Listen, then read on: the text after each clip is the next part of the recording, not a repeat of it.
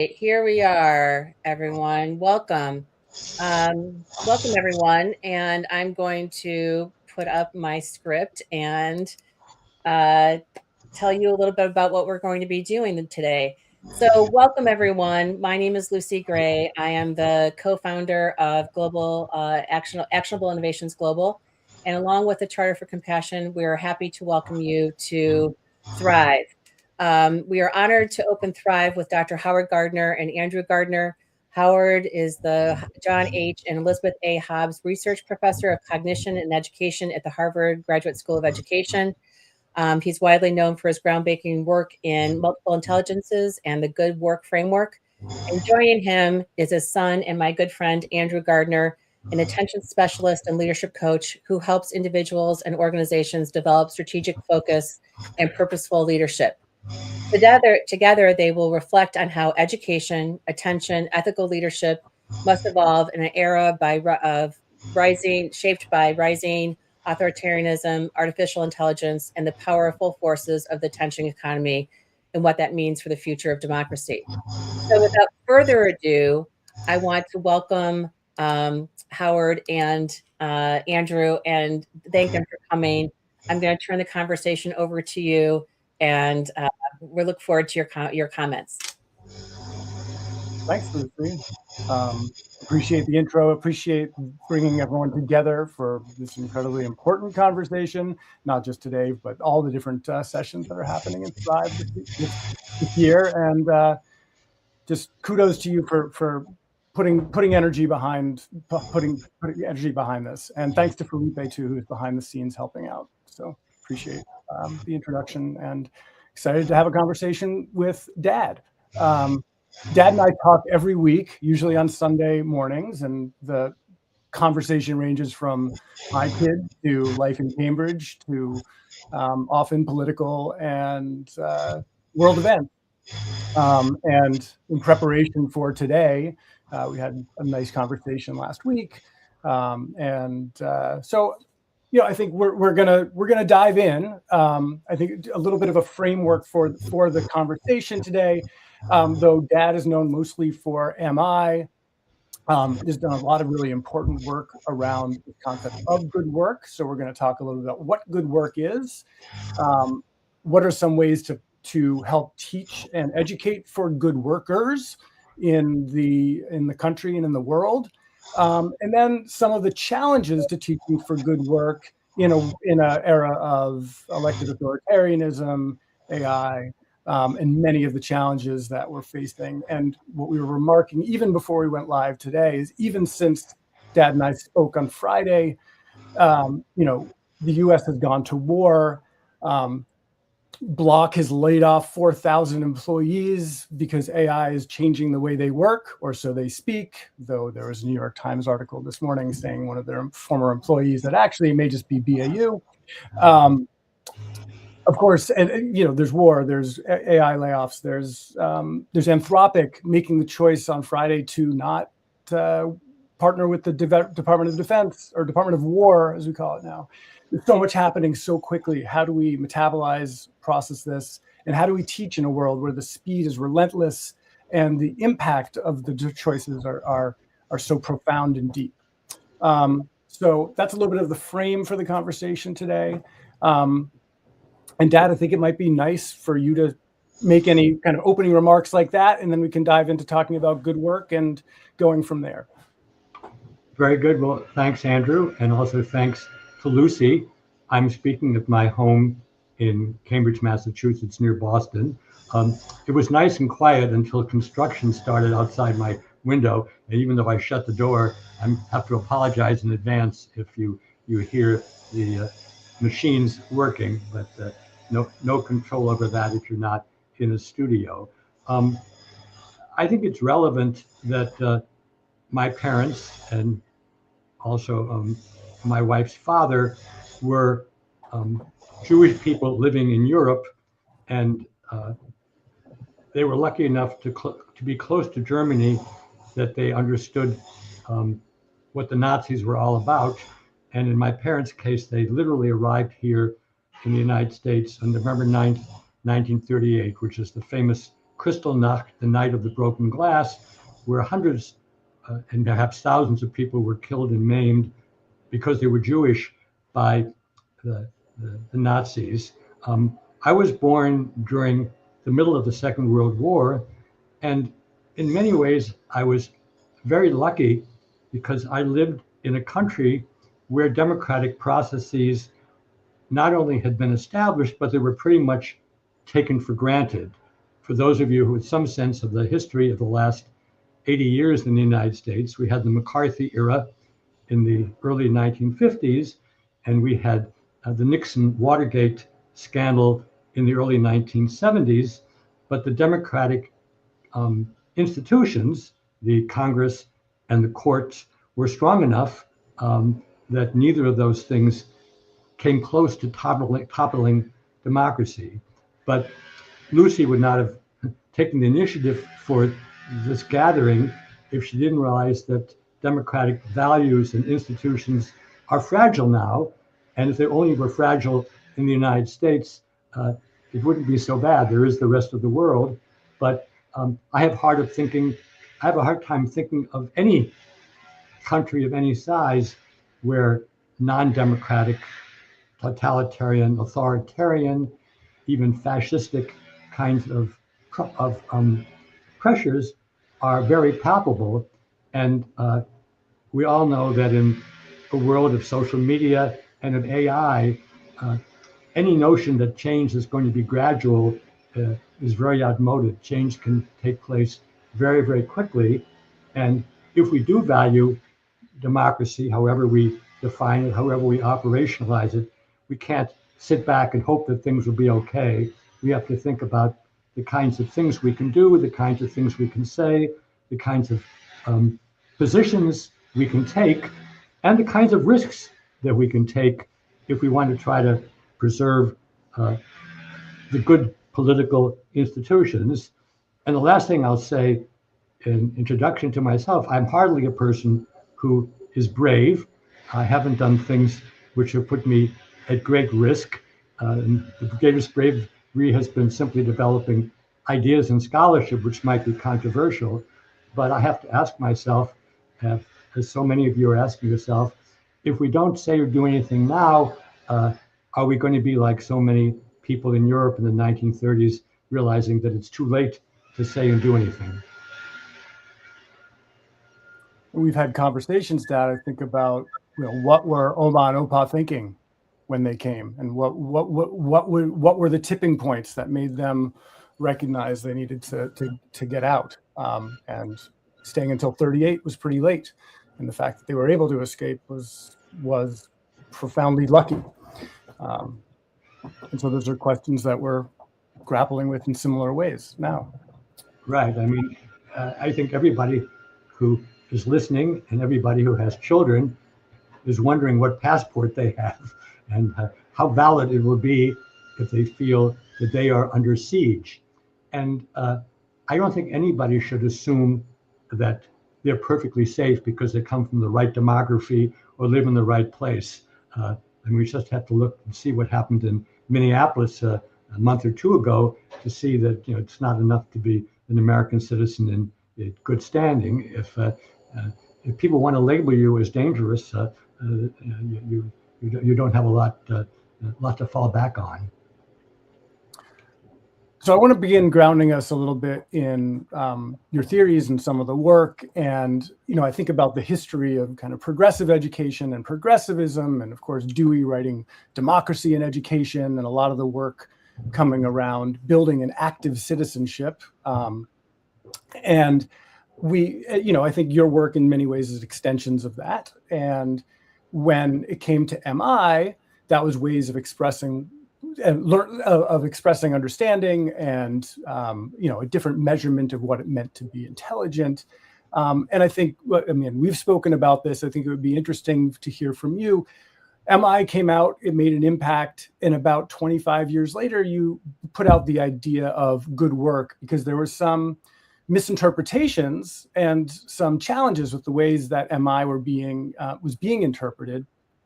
And so you came up with a different theory about what it meant to be an active citizen.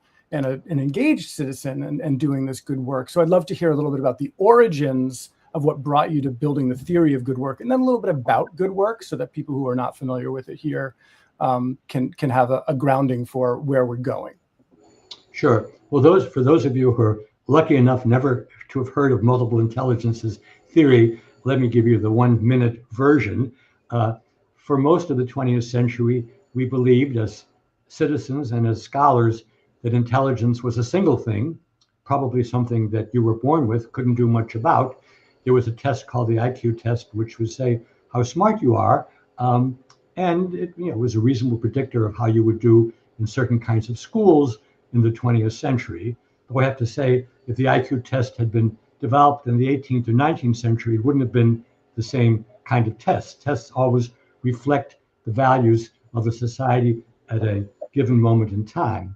But thanks to some lavish research support, literally 45 years ago, I developed a theory called multiple intelligences, which basically claims that our notion of IQ samples two forms of intelligence, linguistic and logical mathematical. And sure, if you do well in those, you'll probably do well in 20th century schools, but I think there are at least a half a dozen other intelligences, and the names there are musical, spatial, bodily kinesthetic, interpersonal, intrapersonal, and naturalist.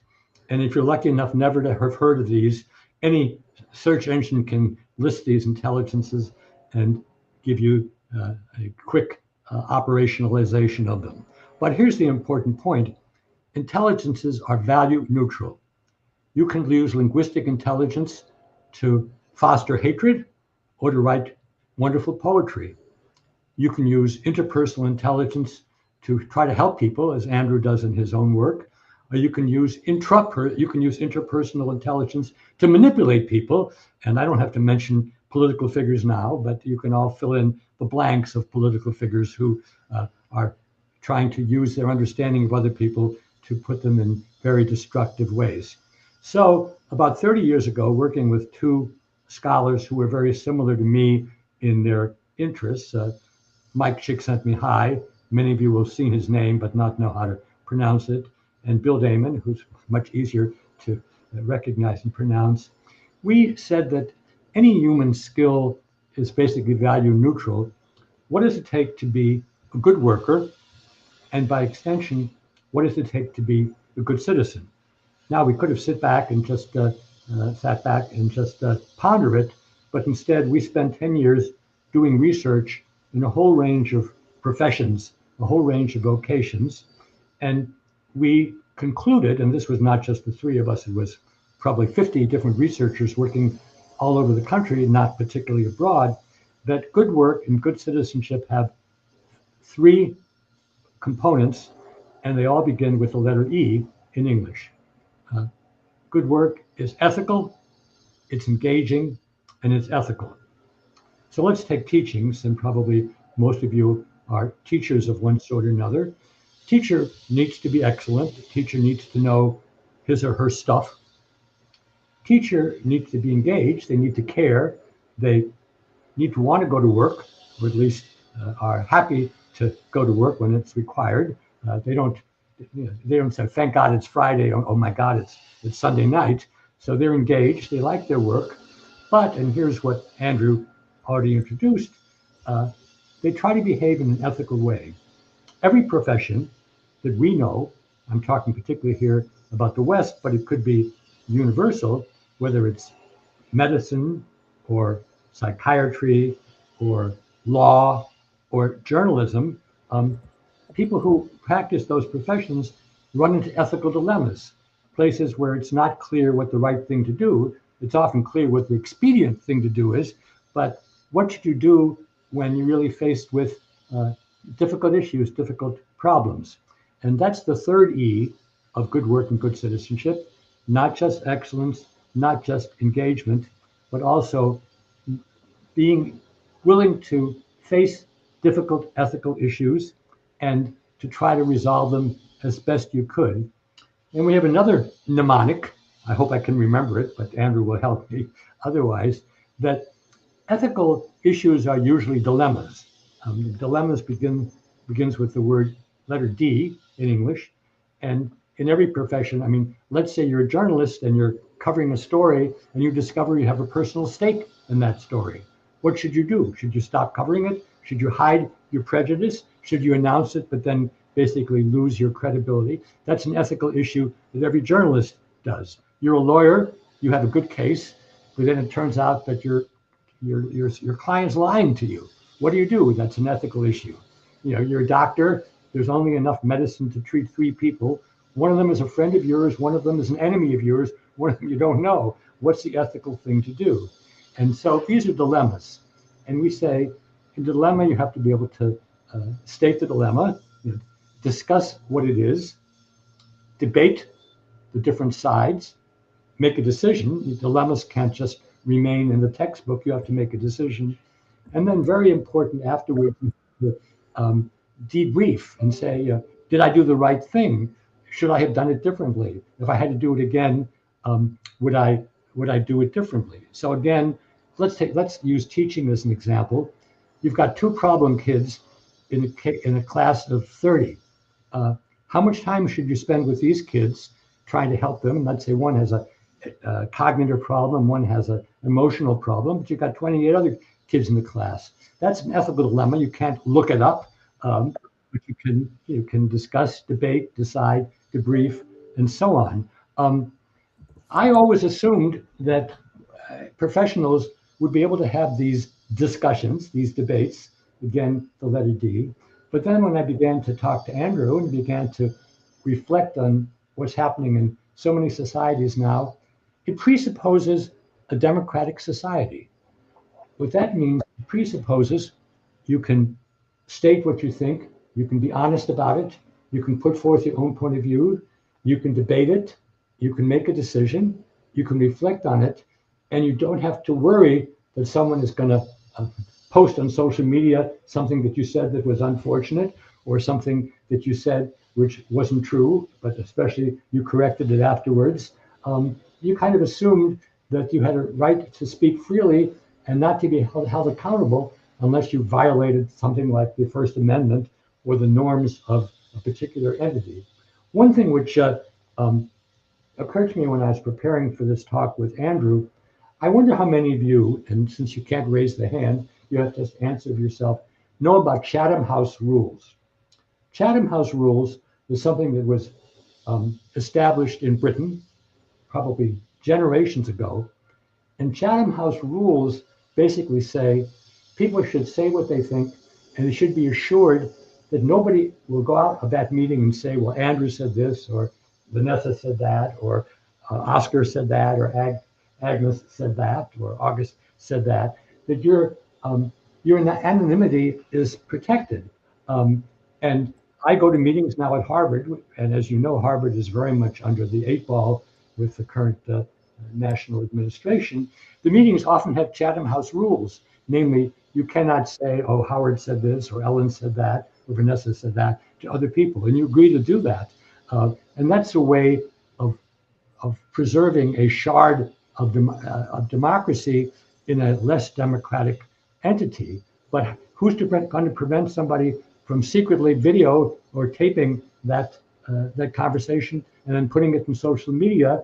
And I've just learned in the last half hour, if you put something on LinkedIn, there are over 1 billion people who can see it almost instantaneously. So a lot of assumptions, both about multiple intelligences and about good work and good citizenship, are really under scrutiny now and attack because of the anti-democratic forces, the anti-Chatham House forces, which no matter where you stand on them now, you certainly are aware that they exist. So Andrew, I hope that wasn't just a monologue, that it clarified some of the things that you want to probe further in. Yeah, well, I mean, I think as you describe the challenges to some of the steps in good work and the 6 Ds, which are actually now shared on the screen: define, discuss, debate, deliberate, decide, and debrief.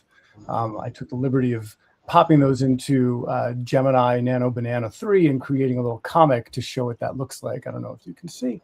I'm a little curious around what we can do and where the safe spaces are for educators to engage students in this kind of work. Because you're saying it's a lot harder. You've got Chatham rules now at Harvard to try to keep people off, keep some stuff off the record. And of course, we're living in a surveillance state. But so there has to be some shared agreements around things. But what can educators do to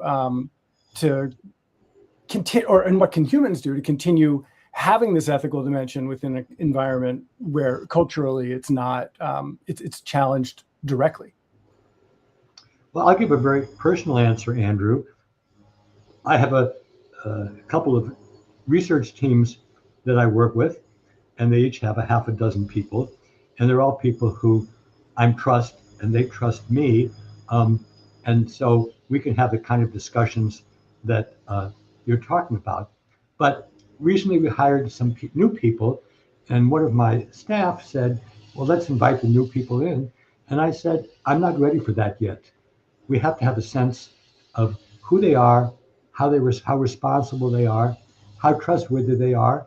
And then we have to have, I wouldn't say a formal initiation rite, but I have to say, we'll call them John and June. And we have to say, we want to invite you to our private meetings each week, and we're very frank there, including discussing things that are quite sensitive. We'd like to invite you to this, and we're not going to make you sign an oath, but we have to ask you whether you're willing to accept these rules, and if you slip up, to try to correct them. And if you're not comfortable, you can continue working with us, but we don't feel that it would be right for you to participate in these meetings. So it's not an official initiation rite, but for better or worse, I've worked with literally hundreds of students and hundreds of researchers over the last 60 years. It really is 60 years. And there are bad apples.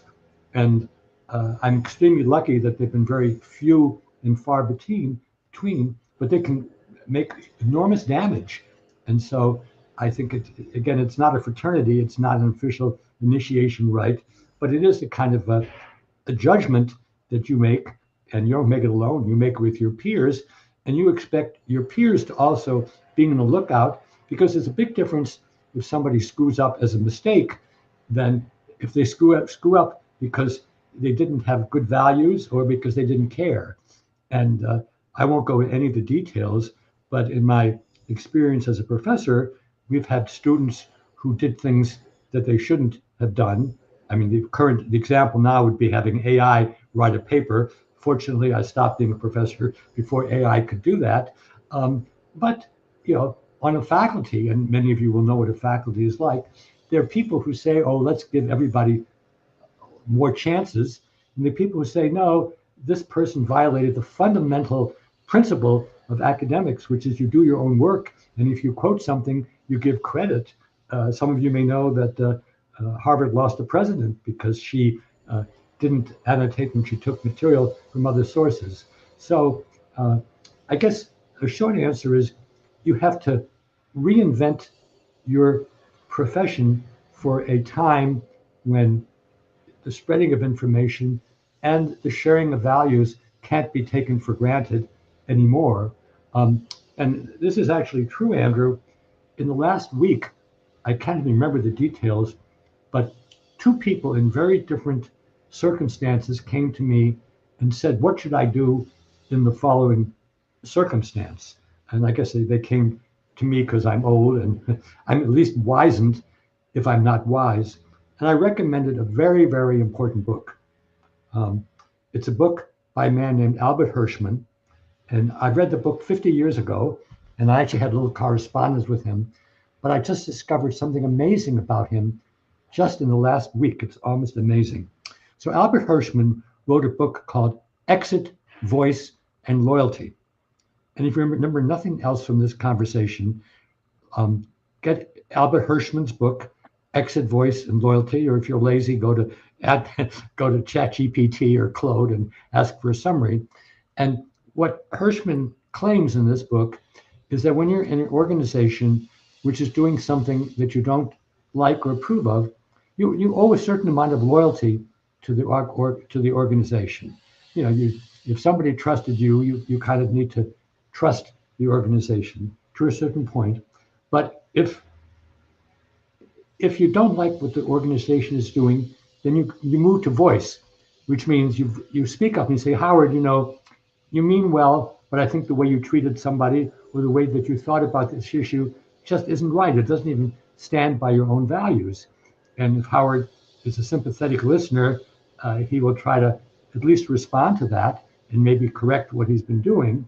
So that's loyalty and voice.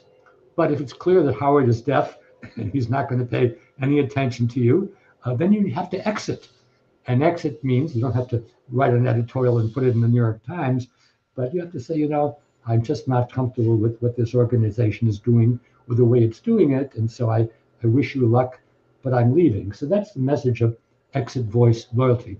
What I hadn't realized until a week ago, and Andrew doesn't know this, is I was reading a book called Marseille, 1940. Marseille in southern France was where many Jews from Germany and other countries which had been invaded by the Nazis went in the hopes of getting a boat to Portugal or Spain, or if they were lucky, to Cuba or to Latin America or to the United States, or indeed maybe to Asia. I don't know.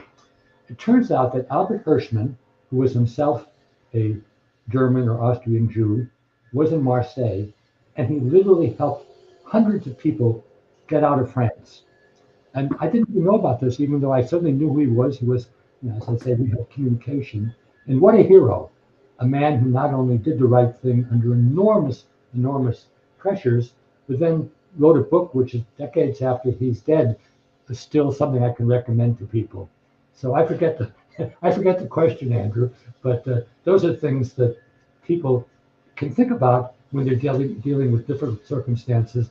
And reading Hirschman, and if you have the energy, reading Marseille, 1940, there'd be better things than reading the funnies or the latest video that's been put on TikTok. So there's a lot to unpack there. When you were describing kind of the circle of trust and entry into sensitive conversations at work, I immediately got to that tension point of how are we excluding people if we're not letting them in, and how are we not accepting multiple voices and multiple perspectives if there's a layer of opacity around how an organization works, be it academic group like Project Zero or a corporation or a school. And so there's a tension there. And I think that tension is often tinkered with and played with. I mean, we look at an organization like Turning Point and saying like, oh, everyone's voices are allowed here. And yet some voices are elevated and others are not, and which has led to some political violence.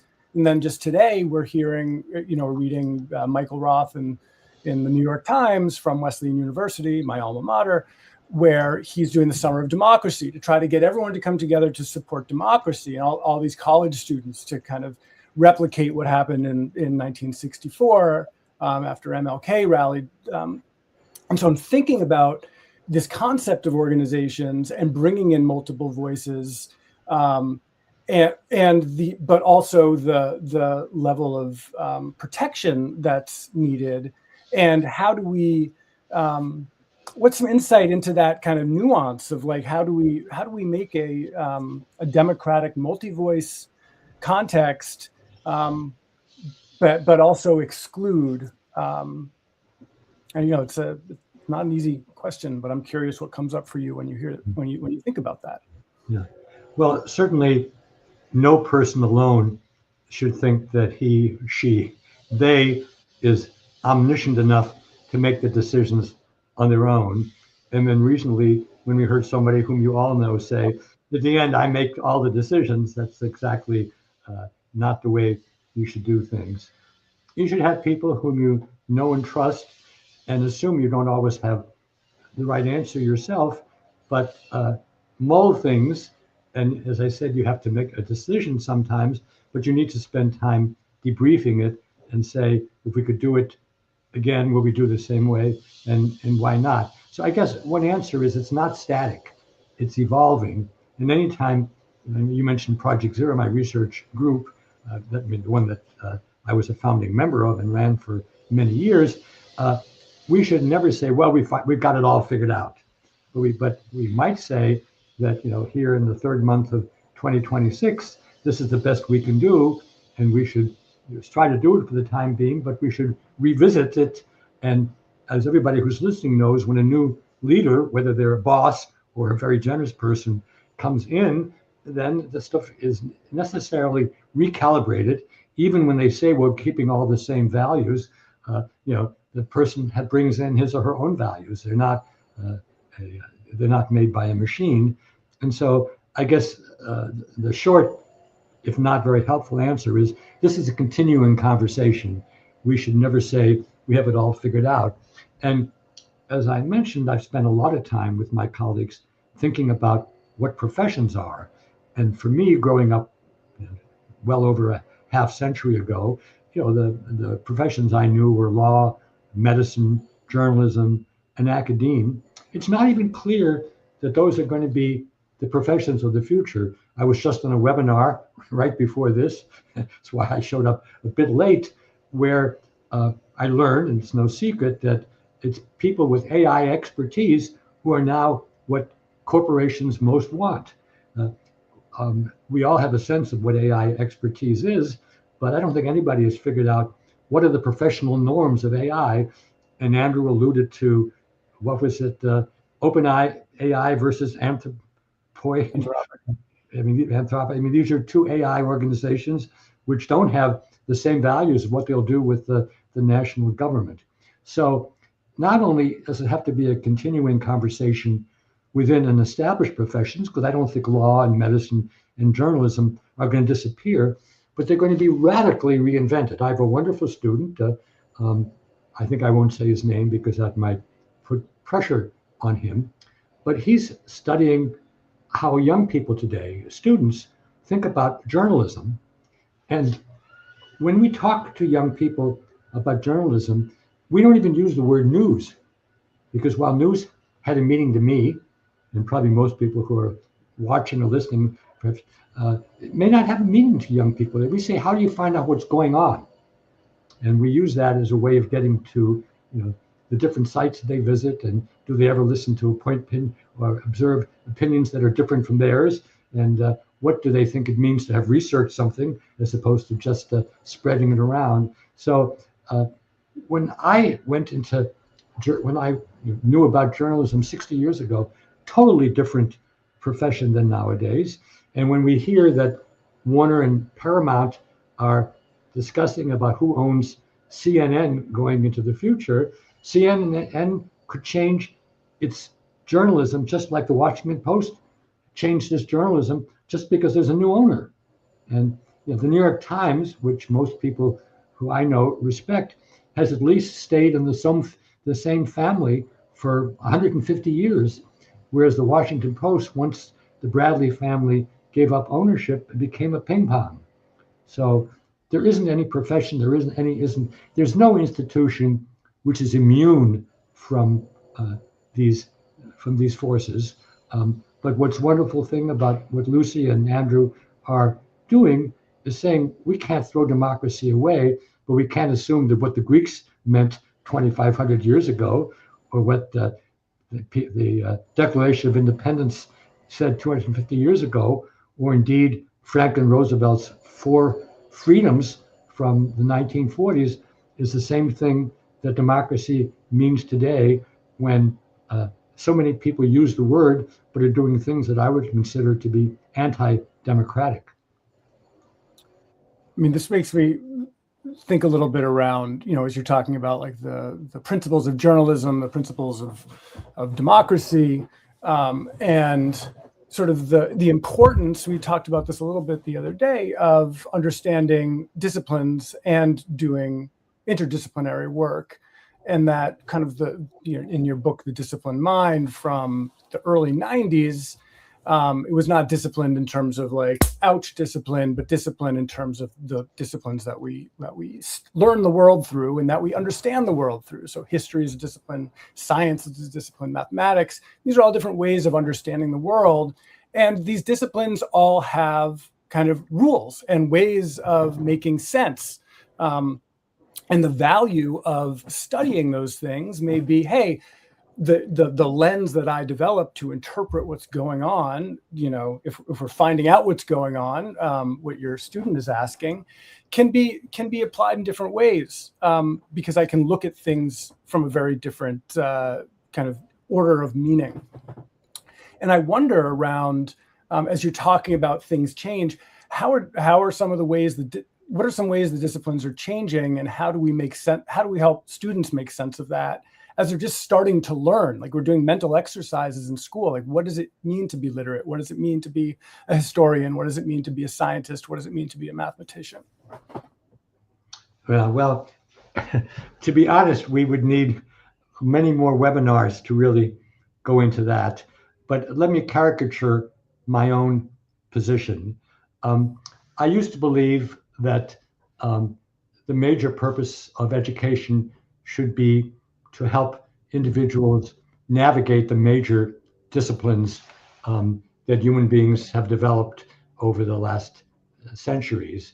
I have decided that the disciplinary terrain and how we navigate it is going to be very different going forward than it has been when I was young.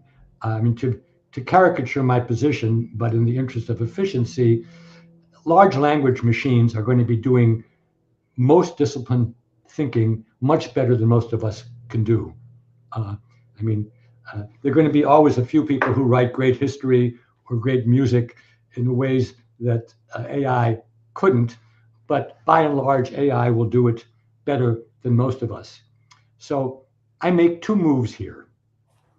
Move number one is we should expose every kid to the whole range of disciplines, very much in the spirit of a children's museum, where you can be exposed to many, many different ways of learning, but that human beings themselves, using the 3 R's, decide which disciplines they want to pursue and well.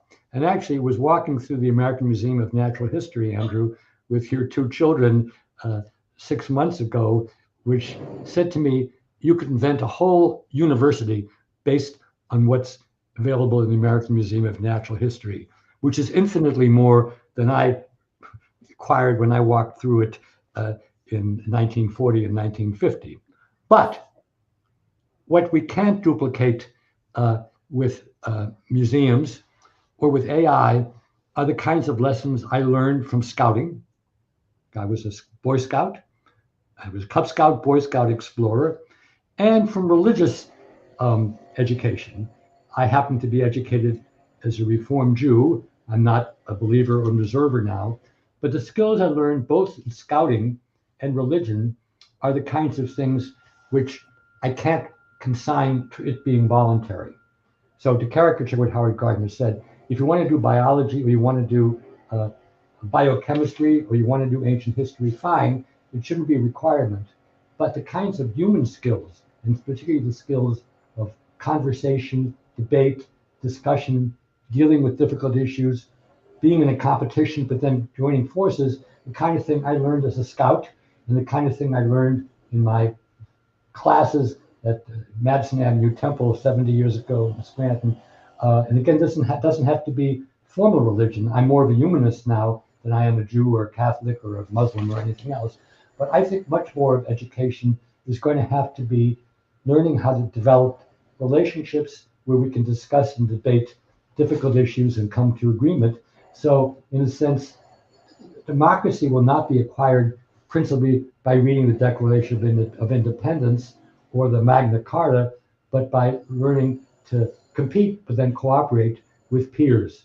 And of course, scouting shouldn't be one gender, and religion shouldn't be one religion, but that kind of human connection in the what I call the post-Anthropocene age, the age when human beings are no longer triumphant over every other part of living matter, or for that, atomic matter.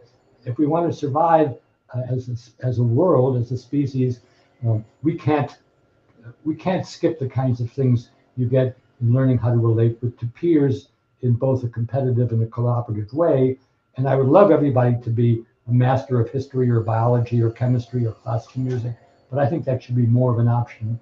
And in fact, if you all think about it, the subject matters you learned in school that you didn't like, whether it was economics or chemistry, you've forgotten.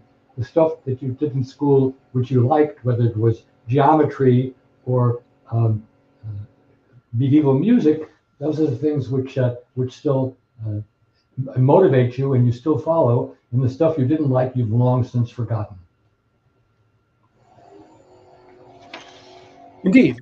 I think the idea of providing a cornucopia of experiences so people understand where they want to, where their talents or interests are, and then which talents they want to develop and which interests they want to pursue, is an important component of schooling. So to that end, giving that exposure, there's this element of self-reflection as well as this it's important potentially through an educational experience, or as a component of an education. I need to be able to think about, hey, what's my relationship to this talent or this interest, and how do I want to pursue it or not? I can go much deeper. I'm curious if Lucy may have noticed some questions that came up that I may have missed. I'm being aware of time, because yes, Dad. Yeah, Andrew, one thing, you and I both know that one of Gardner's intelligence is intrapersonal, understanding yourself. You've now been a teacher, an educational technologist, and somebody who works with both kids and professionals. What do you think about enhancing understanding of yourself? I mean, this is something which would never have occurred to my parents or grandparents. Understanding of yourself was totally an option and probably a sign of self-regard. But what do you think about education for each person about himself and herself as something? When should it begin? How should it be done? Is it just as well if it never happens, or are you a real casualty if it doesn't happen until you have a midlife crisis or an identity crisis? I think one of the challenges we're facing right now in social media is a piece of this. I'm not an over-believer in Jonathan Haidt, but I do understand and believe, and having been in education technology, recognize there is a lot of focus on, we live in a culture of democracy and rugged individualism and capitalism. And the cult of individualism, I think, has led in some cases to over-identification with the self and the interest, to the demise or the lack of community and or understanding of what it means to be a part of a community. And I think this is where schools are really fantastic, because they are communities. And having taught young children, your job is basically to help them understand, hey, what's the needs of the individual, what's the needs of the group, and what's the needs of the larger group. That's what you do as a first grade teacher. And you have to reconcile and deal with the discomfort that not all three can be attended to at the same time. And the balance of that is important. And I think many educators have been recognizing that and doing that for a long, long time. And so self-reflection and self-awareness is a piece of it. I believe the culture has also leveraged that. And this is maybe why social emotional learning is getting has some baggage now, which it didn't have a few years ago, is that there's an over-identification with individuality and safe spaces. Michael Roth, again, referring back to the Wesleyan president where I went to school, he's got this concept of safe enough spaces, because we need to be able to manage some discomfort to be able to successfully navigate as a citizen and as a person in a global citizen, and as just to self-manage. And I think there may, so I think there's a huge role in helping individual student understand their desires and interests and how they can best make use of themselves in this world. But I also think over-indexing on that can create some forms of narcissism, and some forms of overstating the importance of the individual over the needs of the community. And that's very American. We see less of that maybe some less of that outside this country. And I think about, I was reading some AI articles the other day around the U.S.'s investment in AI. We are just all in. Whereas we look at China, and there's been investments in AI, but there's also investments in, modern electric systems, solar, wind, environmental conservation. They're spreading out. They're hedging their bets there. And here we are solely focused on this AI piece. And I just continue to think about that in relationship to the individual and like the brain and the mind, and how people can leverage that, and not thinking about the needs of beyond the individual, but as a group. That may be a bit of a divergent piece of anecdote there, but I do think we do live in a cult of individuality, and we can over-index on it. And I think these don't help because everything is so customized. We live in bubbles. So there was a question that popped up on the screen, Lucy, but I was in my own world. It popped up. It was from me, and basically, I love this conversation, and I love the conversation that's going on in the chat. We have people from Rwanda and Canada, and you name it, sharing their thoughts. So I just wanted to let you guys know that was going on, and I'll send you a copy of some of the comments so you can see it afterwards. But my question is for you: how do we let's say we come out of this really trying time, and are succeed in strengthening democracy? What do we need to do to repair that in society? And what do we need to do with youth specifically? I'm thinking of the framework. How do we come out of this and evolve and learn from this time? In your view, Howard, I'd be really curious to hear what you have to say on that. Okay, I will try to be succinct because it's a very hard question. I think that the two things which are very different, one is to the extent that you're an adult, particularly an elder, and you have some influence, you try to model what you think is the best way to handle things and to point out in a non-confrontational way things which you think are counterproductive.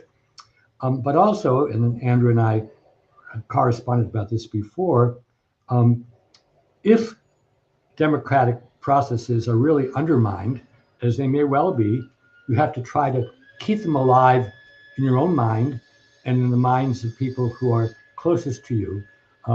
I had friends who lived in Romania and who had to go through an era which was as totalitarian and autocratic as anybody could imagine. And I said, what did you do during that period, the Ceausescu period, which I think ended about 1989? And they said, music and mathematics. Now, that may be an odd answer for most of us who don't live musically or mathematically, but what they were really saying is you needed to have a safe space in your own mind and in people who you loved and dealt with, where you could make good music and make good mathematics without worrying that the Gestapo, whatever the Romanian equivalent was going to turn you in. And I ardently hope that nobody, whether they're in Rwanda or anywhere, listening to this, watching this, will have to do anything like that. But if democratic processes really disappear, we have to try to keep them alive in our own mind and in the mind of people who we're closest to. And Jews and Chinese are very different from one another, but during eras where Judaism on the one hand and Confucianism on the other were completely being attacked, by totalitarian forces, people would meet in the basement. This is before you had powerful electronics, and at least in their own families, they would try to transmit the values which were important to them. I pray this doesn't happen, but it's what keeps stuff alive in very, very hard times.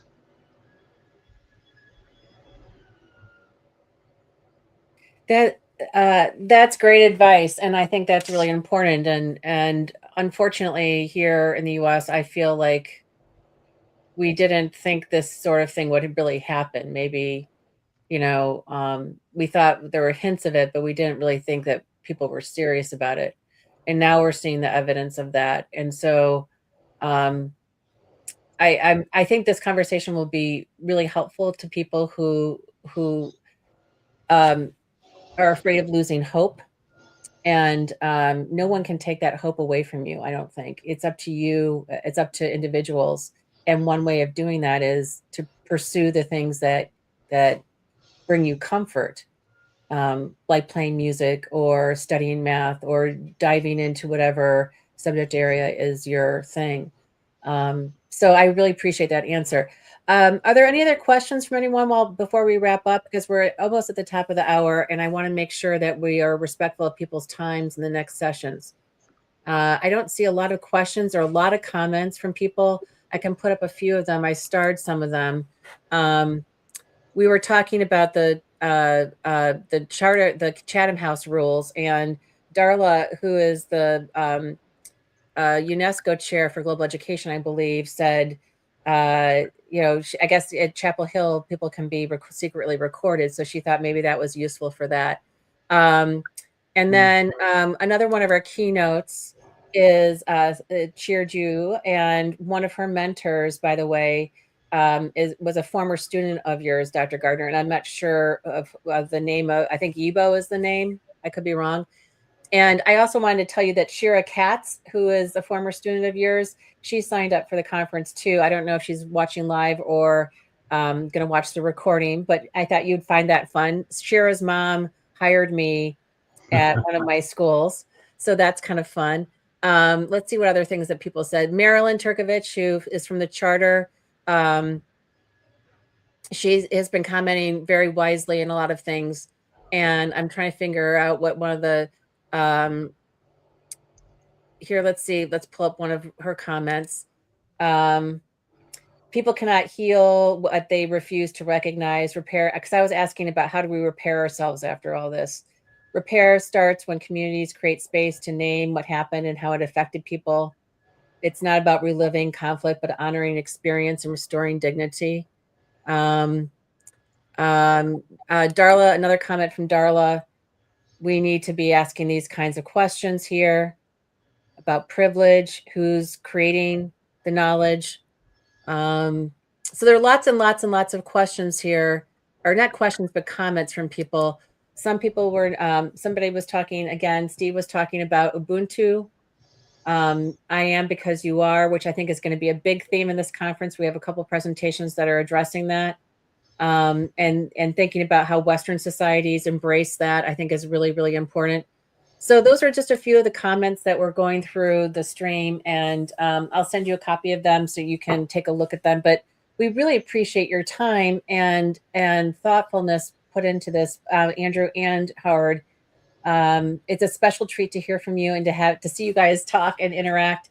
Is there anything you want to leave us with, Andrew, and then Howard, before we wrap up? One thing I was thinking about, and I've been thinking about this a lot recently, and just I think Chuck had made a point about it in the chat, is that, if we think about the intelligences and we think about the imitation of human learning that's happening now with AI, I think one area that is going to be very hard to imitate is bodily kinesthetic, and understanding our body and understanding our body's response to the experience of emotions, the experience of metabolizing emotions. And I think, as we move forward to maintain democracy and continue to think about how, humans will be viable in this world, I think there's a lot of undiscovered stuff in how our bodies experience. And that can go back to kind of pre-science eras of an understanding kind of the wisdom of the universe, and it seems woo-woo and strange and uncharacterized, but I think there's stuff there, and I think that may be part of what it means to be educated going forward too. What is our physical experience and our lived experience in response to information or experiences? It reminds me of trauma-informed practices and the ACEs study, which spoke to me about my childhood trauma and like how that physically takes a toll on health going forward. So I think there's something to be tied to that too. I think that research and stuff is really interesting too. Yeah, and tons of the work that's going on with psilocybin and different ways of mind enhancement that, you know, was tinkered with and experimented with in the 60s, but now is being thought about more in clinical contexts, and thinking about the expansiveness that minds are capable of and ways by which we can access that, because those are less replicable. I think we're in a very replicable era. Sounds good. My thought, based on this enjoyable and I hope helpful conversation, is everybody should think about the best educational and best humanistic experiences that they've been fortunate enough to have. I'm lucky because I've had a lot of them. Mm-hmm. How best not just to capture them, but how to share them with others, particularly with younger people. Because while we don't all get flow from exactly the same thing, it's necessary for everybody, and especially for people who are young, to feel that there are experiences of hope that can keep you going. And so don't keep those to yourself, share them. And it's not a D thing. You don't have to debate it, because all you're saying is, this was really wonderful for me, and if it's going to be helpful for you, I want to help you achieve it and have it. So preserving and extending things, especially of an educational sort, that were significant for you is very important. I like to quote Henry Adams, who said, a teacher affects eternity. He, and now he would say he or she, never knows when his influence ends. And that's the great thing about being in education, is you can preserve and extend some really positive experiences, and especially in times of threat, which is what's generated this conference. It's especially important not to forget those, but to highlight them and to share them. That's perfect. Thank you again, Howard and Andrew, for your time. We look forward to continuing the conversations the next 2 days with everyone, and we'll see you at the next set of sessions, everyone. Consult the schedule. Have a good day. Thank you. Bye-bye.